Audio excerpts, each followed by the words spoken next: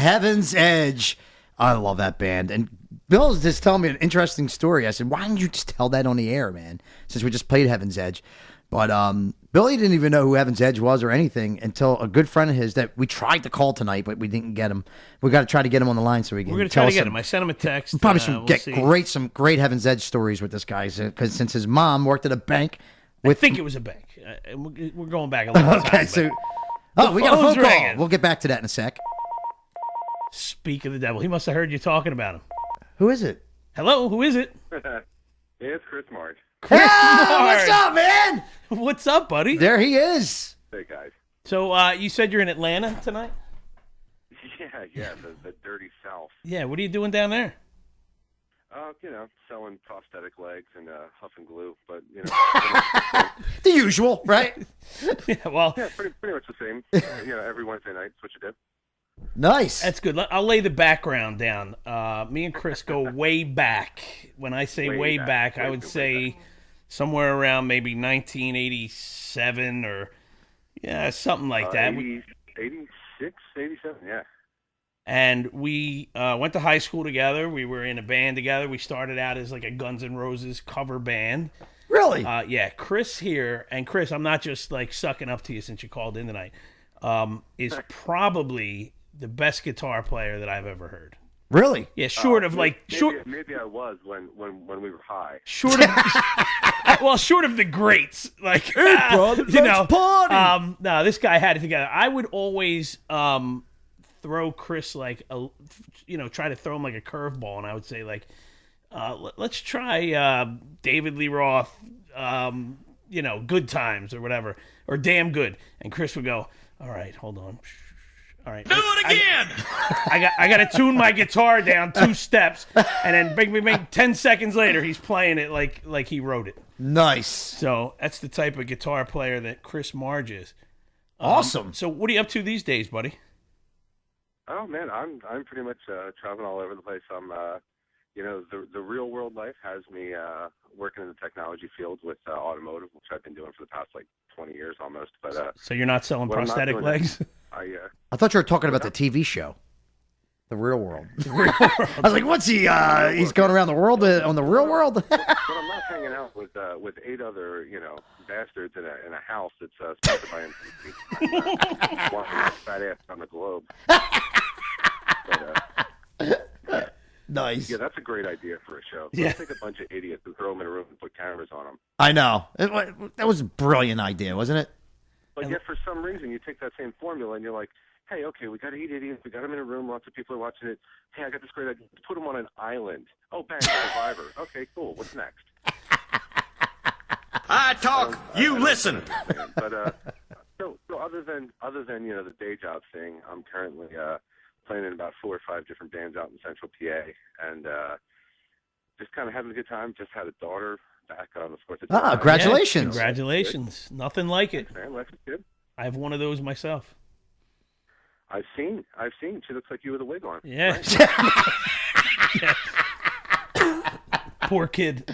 Which is about 150% better than my daughter will look when she's that age. I'll pull out those pictures of the days when Billy and I were in a band, and I'll compare them. Yeah. Nice. Dear God, between the 2 of us, we had freaking orange mullets. We must have looked like a heavy metal Cheetos ad.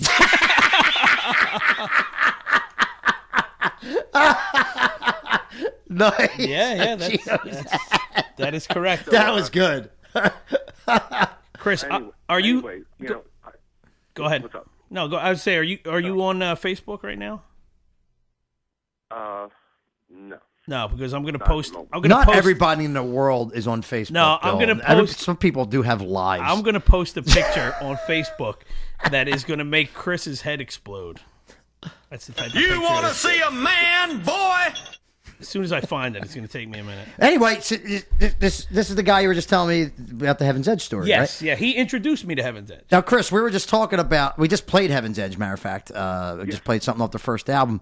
Bill was telling me a story while we were off the air. He seems to tell better stories when we're off the air than we are on. Well, I didn't want to tell the story, and then have Chris call in 5 minutes later and then say like you had it wrong, or whatever. Yeah. I'd rather tell it while he's here with us. Yeah. So you introduced Bill to Heaven's Edge. Yeah. Awesome. So you know him. It was kind of one of those fun times in the world where, I mean, Bill and I were like listening to everything that anybody was throwing at us.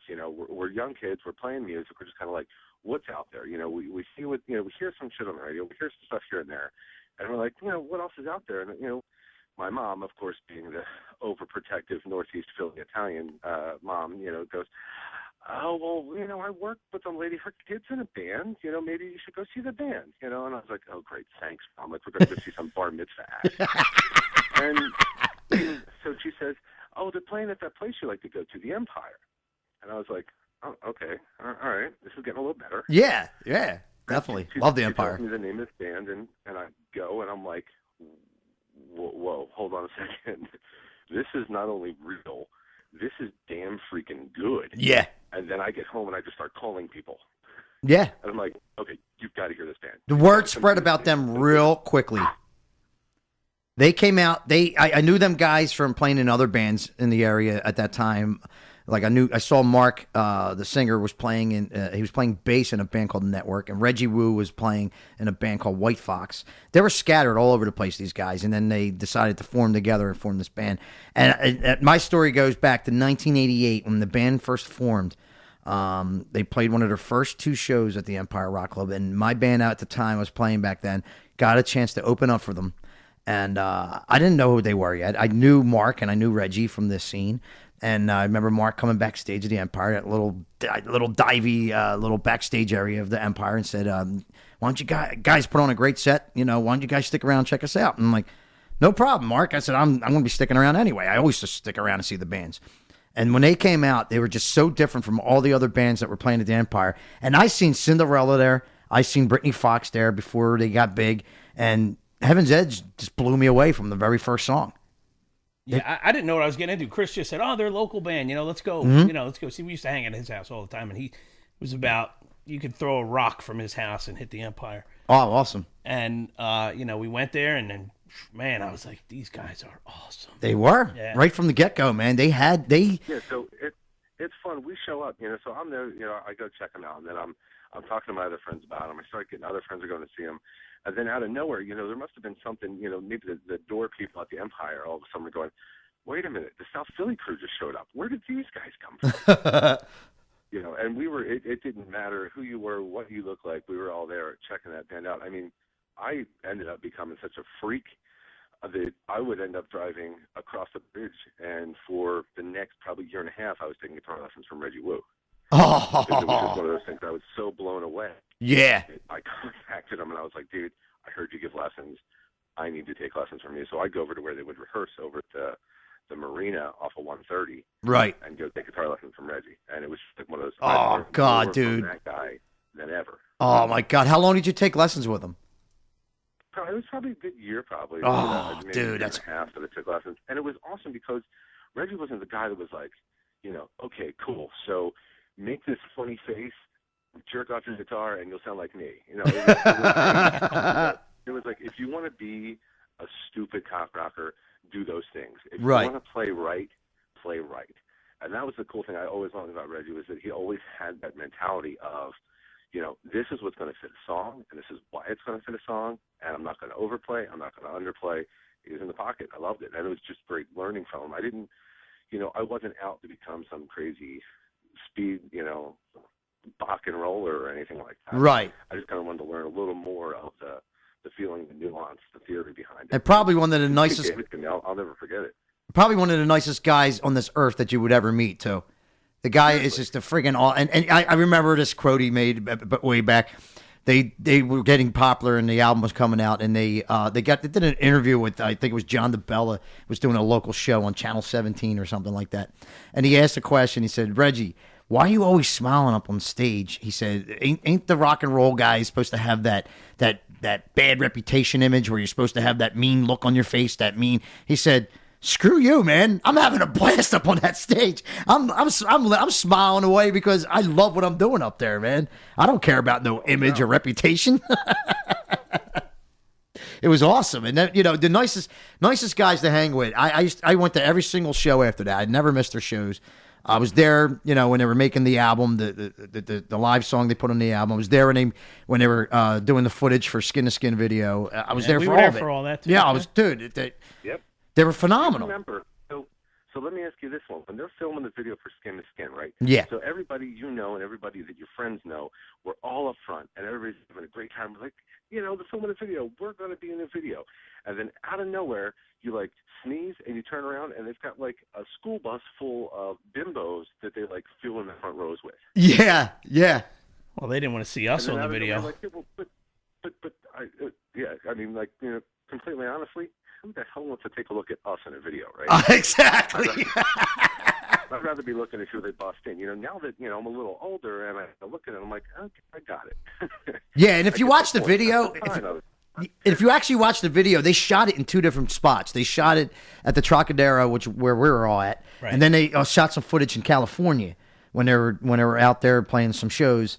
They did some live, and they were in a like a auditorium, but there was nobody there. Right. It was just them up on stage, like rehearsing or whatever, doing the kind of, and you can see it in the video. You can see when the camera's going around. There's nobody there. That was kind of part of the formula for like your '80s hair band video. Yeah. You got to get the live rock and roll shots, and then you got to get that like the pensive artist mode. We're just rehearsing in this kick-ass auditorium with nobody here. Right. Don't mind us. Look, we're legit. And then it's look at all the bimbos. All right. Yeah, exactly. Bimbos everywhere.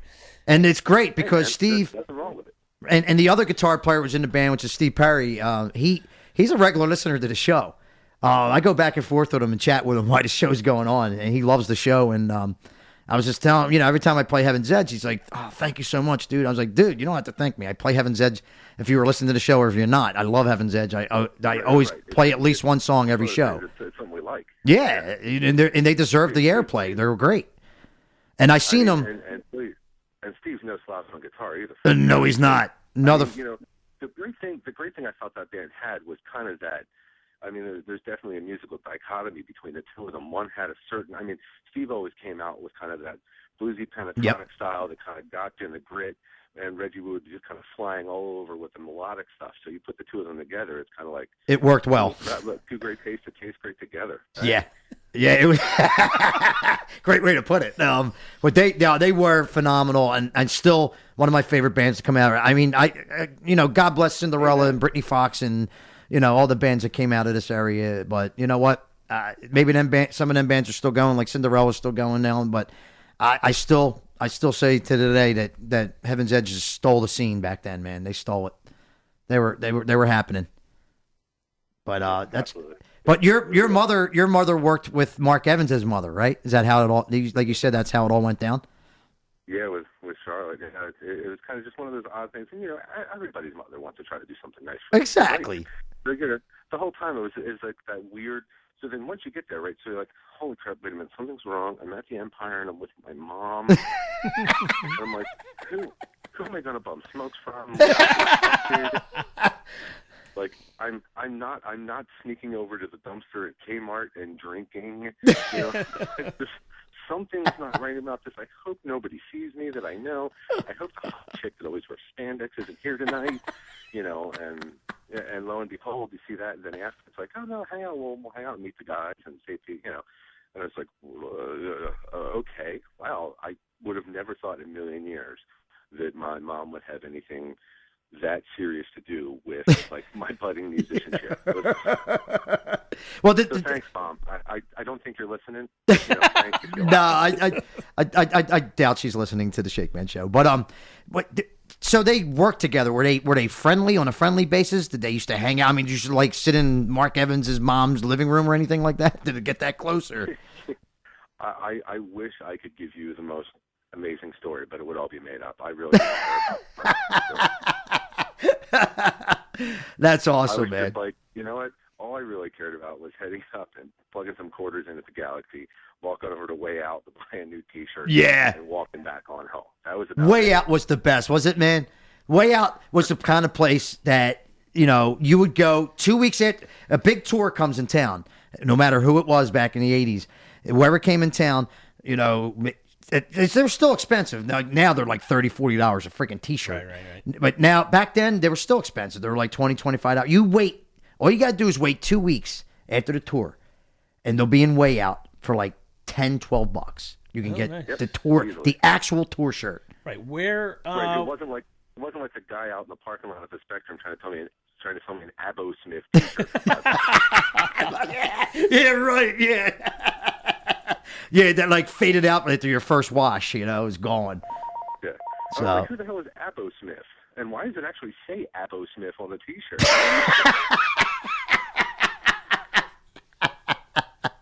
I know, that's crazy. But and who would think that your buddy here would get into this kind of business? Who? You. I would think about it all the time. Silly Willie. Right. Silly Willie. You got any creative names for my radio name, Chris? See, like, that's the thing. For you, I don't. For the, it's one of those things where it's like, I couldn't think. So here's where I'm coming from on this. All right. I'd be like, well, yeah, there's probably like a bunch of great names for Bill here and there for that. If you were running like your own solo gig, like you're there as part of a show, so it's like, you gotta get something that's going with Shakeman and Shakeman and right. Like Shakeman and the Stack, or Shakeman and the Wall, or the Shakeman and the Fat Boy Show, which we had earlier. Yeah, somebody threw that one out there. Yeah, well, that's just mean. That's probably That is mean. Bigger than both of us combined. Yeah, absolutely. That's why I couldn't give him a shirt. They only came in the extra large. I couldn't even give him a shirt. What, you can't sew them together? No, Tell you what, just write the Shakeman Show on a sheet and give it to him. cut a hole in the middle. Don't even cut a hole in it. Rub some jelly on it and let him eat a hole through it.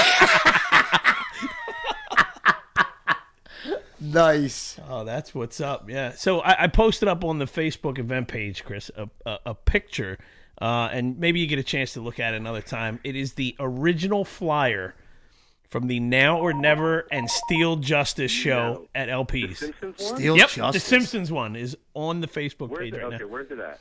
All right, I think I sent you the invite, so you would have to go, Facebook.com. Look in your messages or something. I sent you an invite. You just click on it, and it's on there. And I'm proud to say that Chris is not one of them people that just hang on Facebook all night. No, the only problem is I couldn't turn Get a it. life! I couldn't turn it right side up, so it's sideways. But it's on there. It's a picture. Well, that's okay. Maybe most of your listeners are sideways by this time of the night. Yes, I am making an exception in your case. So I threw that on. I thought you would get a kick out of that, and that right there was with Burt Lepore, Steel Justice. Oh, you mean Photo Boy? How much awesomeness has Burt Lepore been up to, though, by the way? I've been following him here and there. Yeah, he puts more pictures of himself on Facebook than the Ayatollah. But short of that, his newest picture is from his Rick Springfield "I've done everything for you" phase that he was going through, and I don't even want to know. that's the newest picture that he put on there. You two are pathetic poster boys for the world of no self-esteem. Burt Lepore, my good old buddy Burt. So, Chris, we need you to, let us know when you're playing around Philly so we can come check out the Josh Albright band, right? I will, yeah. I've been doing a lot of stuff with Josh and those guys when he hires out a band. I take up lead guitar for him. So a lot of stuff I've been doing nowadays isn't obviously as like crazy hard rock and stuff like that anymore. I settled on a bunch of melodic stuff, but the stuff I'm doing is a little on the harder edge. So I know we'll do town. I mean, by no means are we metal and stuff like that, but one of the new acts I'm with is called A Black Eye Affair, and they're kind of a little bit more edgy. One band I've been with since I moved to Lancaster is called I Wish I. So they're like an original indie kind of punk/rock outfit that's been around since, they were around when I got there. They were my first friends when I moved out to Lancaster. I've been playing bass with those guys for, good God, probably 20 years now since I've been out there. So, yeah, I'll definitely holler whenever we're in town. Awesome. Oh, dude, I'm looking at this flyer now. Holy crap. How great is that? I remember when I did that. That's pretty good Simpsons work right there. That was hilarious. Yeah, boy, look at me. I had nothing better to do. let me tell you something though. I do. Was that at LP? It was at LP's, later known as here's the what Opera House, or they had about 20 different names, I guess, by the time they were done. Dude, LP's was the first place I ever played a Marshall half stack, so it's Nice. one of those places I always remember. But I remember that show. I'll never forget it. So I remember. I think. I mean, at the time, what kind of equipment did we have? We were like Radio Shack junkies. We like Yeah. duct tape strings on the planks of wood, hoping. I started out with a PV Studio Pro 40. I could put it up on my bureau. That's how small it was. Loud little sucker, but you could put it on my bureau. That's how small it was. When I first got my Marshall half stack, I was in heaven. It was great. Yeah. So I remember. Bill, I remember borrowing Maria's brother's guitar for that show. Yeah, because was he it? had like some crazy Kramer American series. It was just this most amazing thing. I was like, oh my God, I can touch it, And he's like, yeah, and he unzipped, and then he gave me the guitar. But it was nice, and I just remember playing that show with that, going, I'm never going to have a guitar this nice. Just thinking of the great. I could care less what was happening with the show. I was just like, I'm touching this amazing guitar. And then all of a sudden, from what I remember, it was actually a fun, really good show. I think it was too. Yeah, I mean, you're going back. That had to be 88, 89. Easily. Like, you know what? It was all about the fun. So it was fun in my memory. I don't care if it was terrible. How old were we? And we had a great time. And that's what it was all about. Do you remember the block party we had at my parents' house? Yeah, that was we headlined the Lardner Street block party with Nice. all Guns N' Roses tunes. I Oh If God! I- With Glenn was on guitar, and we had Corey Neal playing bass. Wow, those are some days, man. and Richie Yusko on the drums. Wow, Man, Richie Yuska, boy, that kid. It was always like that. I'm looking at Richie going, he plays drums? Really? It's like a feel-out poster boy. I have no idea who this kid is. And Bill's like, no, this guy's good. Yeah. You got to hear him. Yep. And I went over to hear him play, and I was like, I'd never heard double bass live before, and let alone hearing it in the basement in South Philly. I was like, I love you. We're playing music together. Let's go. nice. Yeah, he's MIA. We haven't been able to locate him. All the people that I've talked to, nobody seems to know where to find Richie Yusko. He is lost in space. He's MIA. He Great is- drummer. Great drummer. He is MIA. Fantastic. Yeah, hopefully he still is. And he's doing well somewhere. Since Hopefully. we That's all we can can't hope find for, him. that's Right. Yeah, that's it. So, Chris, I'm happy you called in, and you bring back some very, very good memories. And man. it's That's nice all to about. catch up with you. You sure you don't want to take a stab at the name? I get anything you'll let you see it, but I'm more about chatting and having some good times with you guys. Okay. I'm sure you'll have some fantastic caller, like somebody who thinks that freaking Peter Gabriel was better in Genesis. Oh, that's pretty much what I said too. Yeah, but yeah, if you don't mind, Chris, don't be a stranger. Call us anytime. We're here every Wednesday night. When I can, I definitely shall. It's been great talking to Bill. Shaky, pleasure to talk to you guys. Oh, You guys have a nice to talk to you, wonderful Chris. Thank you night. for calling Let's in. tunes now. Right, Chris. Have a You safe got it, trip back from the ATL, buddy. I will flap my arms as hard as I can, brother. You got it. Thanks again, Chris. Have a good one, guys. You too, man. Thanks See for the ya. story, bro. All right, there's Chris. Yeah, that was Chris Marge. I was awesome. Perfect timing. I wanted to talk about the Heaven's Edge story, and he was right. Well, I sent him a text real quick when you That's when, awesome. when you played Heaven's Edge, and I said this is about a good time for him to call in. Damn. Bill, I have to thank you. Thank you, Miss Morgendorfer. So yeah, we had this flyer for this concert show we were doing there down in South Philly. That is awesome. And Chris Let me drew see up it. all the. You got it on your own computer, Dan. Oh, it's on my page. Oh, I don't know what the hell. Yeah, I'm doing. yeah. What the hell do I know? And he drew all the Simpsons characters. And put the logo, the Steel Justice logo on there. Oh, nice. Steel Justice. I remember that. Open up for them guys a few times. Wasn't that their singer named Tommy something? Tommy. No, Steel Justice was Bert. Oh, is that Bert's band? Yeah. What band am I thinking of? I'm thinking of another. Deviants. Was it Deviants? Deviants. Tommy something. Italian. Yeah, Something like Italian. that. He was a St. John Newman choir boy. Ah, Deviants, I think it was. something like that. Yeah. Something on the lines of that. I do not know. Anyway, it's time. Is 10:45. It is time for us to get into our ballot block tonight. Sponsored by Einstein Graphic Designs, Mr. Bill Farrell. Yep, the creator of the Shakeman Man Show shirt that you see right there in front of you. Right after the ballot block, we are going to go to our newest segment, which is the top 3 things that I learned on the Shakeman Show. Awesome. We'll do that after the ballot block. We're going to have a caller with that. And we're also going to get our brand new segment that I used to do on my other show. I'm bringing it back tonight. The Lame Song of the Night. Where we're going to bring in a song. We also got another name, Billionaire. Billionaire. That's pretty good. That's not bad. It's not bad at all. It's okay.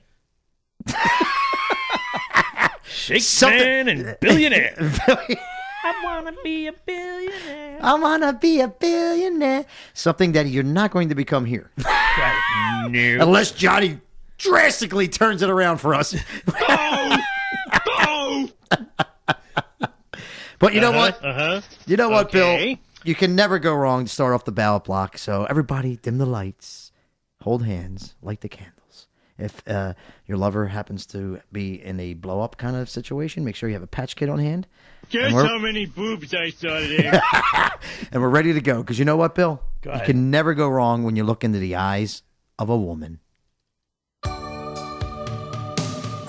It's true. Unless dude looks like a lady. Exactly. This journey started off for us on the Shakeman Show, the ballot block.